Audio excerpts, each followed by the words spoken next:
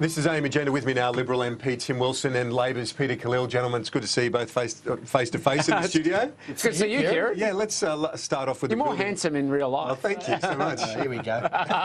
It's a good way. It's a Christmas season. It's a good way to start. I'm the ugly one here. Let's look at We love you too, Peter. Yeah, we do. Let's look at the building watchdog to start with. It looks like the government's got the deal done. Nice way to finish the year heading into the Christmas season, Tim. I think everybody was always optimistic that this deal could be done. Of course, until anything's through the Parliament, nobody takes anything for granted. But yes, in the end, it reinforces the fundamental of this government, which is it is legislating things through the Parliament and getting things done and can work with the Senate. And I think that's an incredibly constructive thing for the government, not just finishing the year, but going into 2017. Penny Wong says it's a hollowed-out version of what you took to the election, given all the amendments that have been agreed to, and that Mr Turnbull's desperate to get something across the line? Well, Penny Wong's desperate to get any coverage over anything she has to say. The government sets the agenda. The Parliament always decides the outcome. We're working with the crossbenchers, getting things through the Senate. It's a great achievement if we get there by the end of the week. And that's... to be fair, if you look at the argument of Labor during the Gillard years, if there was a deal done, this is lauded as cooperation. So why should this be seen as any different? Kieran, we've got to a point now where Tim and the government are excited about passing legislation. They've been in government, what, for how long now? 3.5 years? Well, Let's start off with a good note here. I have a real problem with the substance of legislation, and they can crow all they want about passing it. But the issue is that when the ABCC was last in, productivity went down, fatalities went up, workers died. But I have another problem, and that is the removal of the presumption of innocence and also the right to silence. These are fundamental principles within our rule of law, what makes us a great democracy, and that's being assaulted. Treating people, because they're a member of a union, at a different standard than anyone else breaches the principle of equality. But do you accept that some of the behaviour of the construction industry, construction unions is debilitating the industry, particularly your hometown of Melbourne? A lot of complaints out of the industry there. Kieran, we're talking about a principle of law. If there are bad eggs in any organisation, in any group, in any part or sector of society, the law should deal with it on an equal basis. And it's very, very interesting that they spend tens of millions of dollars on a Royal Commission to look at unions, but they won't do one on the banking sector. Because apparently they're too important to actually have a look at. Tim? I think we just need to grow up. The reality is we're not hearing of reports of violent activity in banking branches by people who work for the banks or people who seek to represent them from the services union. Grow up, Peter. The reality is there is a very serious issue. We wish we didn't need an ABCC at all, genuinely. But unfortunately, past behaviour and past practice has said it's necessary and has a real, not just economic cost, but human cost. Well, let's put... I mean, we've had this argument about the merits of the case throughout the election and even before that. I want to ask you specifically about the Prime Minister getting this deal done.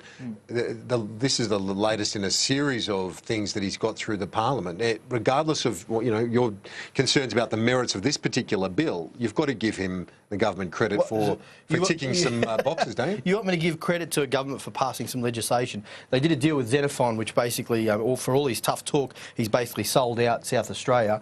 Not one drop of the 450 gigalitres is part of that deal. In fact, I think the deal is that he gets to ask some questions as Senate estimates. So I think it's a really disappointing result for the people of South Australia. And as I said earlier, an assault on the equality before the law. I want to ask you about Chris Bowen's speech today, because he's going to warn about the ricochets, the impact of losing a AAA credit rating. Now, in that context, isn't it incumbent upon Labor to take accountability now, given it looks like Standard & Poor's has given the government until at least the May budget to sort out further savings? It's incumbent now, given the roadmap that Bowen's going to articulate today, the Labor steps up to the plate with more savings as well. Well, I mean, if the government accept our negative gearing policy and other reforms that Chris has put forward, we could put $87 billion back into the bottom line. It's pretty simple. Rather than give $50 billion to corporates, which is what this government's centrepiece of their economic plan is, $7.5 billion of which would probably go offshore, or $7.5 billion that will go to the banks, why don't they accept the negative gearing policy that Chris has put forward? And in fact, ScoMo, or the Treasurer I should call him, had been talking about reform of negative gearing. He puts forward something into Cabinet, his own plan, gets it knocked back, and then comes out criticising our plan. I mean, they have been all over this place. The government's an absolute rabble on this stuff. And if we're talking about the AAA credit rating, this is under their watch. They can't just go back and blame us anymore or blame someone else. Let's hear Tim Wilson. Fault of someone else, Tim. No, when it comes down to it, if you were able to support the budget measures that have been put up in the past to try and reduce the amount of government spending, we would be in a better position financially. There's no dispute about that. The reality is it was Labor that blocked them. That isn't us trying to obfuscate responsibility. It's a practical fact. It's what actually happened. And the government has clearly always been focused on prudent financial management. There is more we would like to see done. Obviously, we're going to have the budget next year to do it. And I'm taking it from your very insistent position, Peter, about how you're strong on making sure we protect the AAA credit rating, that you guys are going to support that come 2017. Somehow I doubt it. Somehow I think this is more likely to be empty rhetoric pre-Christmas to try and avoid the fact that you otherwise would have to be held accountable. And the other thing conduct. is, the point that the Treasurer makes is that you're still $16 billion plus in deficit. Even that was the black hole that Labor took to the election, further than the government's debt and deficit levels. So in that context, I just want to know, do you feel that there's a responsibility upon yourself and your side of politics now, leading into the end of the year in May, to try and negotiate further savings? Because you've done some to this point. Sure, the omnibus bill and so on were able to get through, but given what Bowen is warning about today, surely it's incumbent upon both sides to come up with some agreements. That's an interesting bit of logic. I mean, our responsibility, and Chris will lay out the economic plan, Labor's economic plan again today at the National Press Club, is to put forward policies that actually repair the budget that's fair. And that's what he's doing. And we've seen under this government debt and deficit actually grow under their watch. They are responsible for that, no matter how much they try and say, you know, it's someone else's fault. They are responsible. And the cry that this government has of continually blaming someone else for their stuff-ups, for their mistakes, is wearing thin. And I know people are going to go off to Christmas now, Kieran, and have a bit of a holiday. Their gaze may go away from politics. But they will come back when they get back to work in January and February, and it will be still the same rabble of a government that's saying nothing to see here. You know, oh, no, we're not favouring $300 million for the Western Australian government. Don't look here. No. It's not our fault when we get caught. It's actually someone else's fault. I mean, I think Bill nailed it yesterday when he said in caucus that Joe Hockey might not think that poor people drive cars, but he sure knows that George Brandis drives a bus which he was thrown under. In terms of the... that is the cutest line I've ever heard.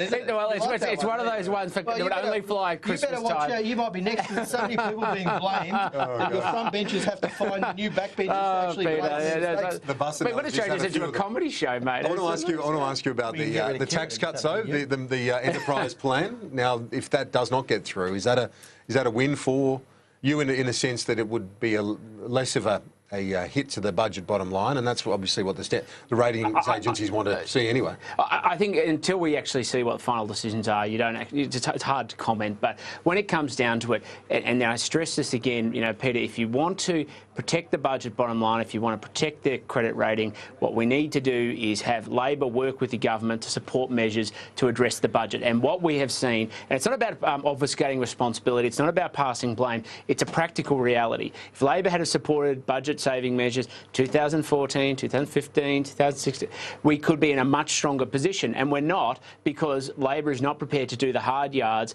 to cut the deficit and to make sure that we can get the budget back to surplus as quickly as possible. And all I do is say, I welcome the opportunity for you to be a participant in that, which you have not been today. I think it's really interesting. You had a negative gearing reform, which the Treasurer did have, and it got killed by your cabinet. Now, when you talk about responsibility, stop the stubbornness. Let go of this $50 billion tax cut for corporates, which doesn't help anyone. In fact, you've got young families, young couples who are stretched. Well, you look like you're going to help them in that regard. If interest rates go up, if the AAA rating goes and interest rate goes up, people are going to suffer, and they're competing against cashed-up investors who are buying their 6th, 7th, 8th property.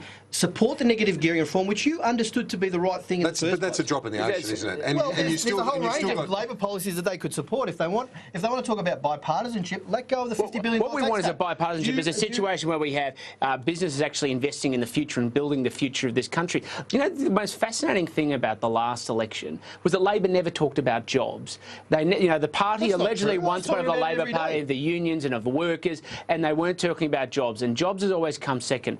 under this opposition. We want businesses to invest in the future of building this country, creating jobs so we can have taxpayers to support the budget bottom line, but also for the independence and dignity that comes with work. I want to finish off, only 90 seconds left, Peter, but your thoughts on the Homeland Security officials heading to Nauru on Sunday, from what the government's telling us, 300 refugees as part of an initial cohort and then more beyond that?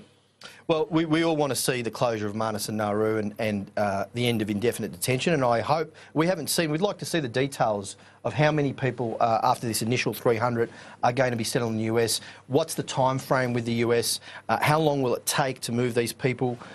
What's happening with potentially with the Trump administration? These are all big questions and they've been unanswered, and we've got a bit of a wall of silence. So we'd like to hear from the government about what their plans are. So far we haven't. Tim, your final thoughts on that? This is obviously a very important deal, and the minister last night outlined that there would be a first iteration of about 300, but then there would be more that would be resettled later.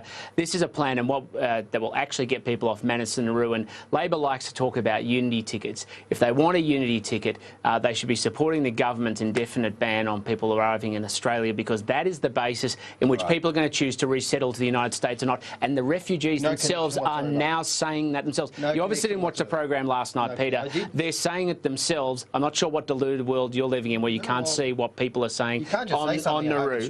That's exactly the point. You can't keep saying something and hoping it's true. We've got to wrap it up. Set it on Tim, Nauru. Peter, great to see you. Thanks, Kieran. We'll talk to you soon. A quick break. Back in just a moment.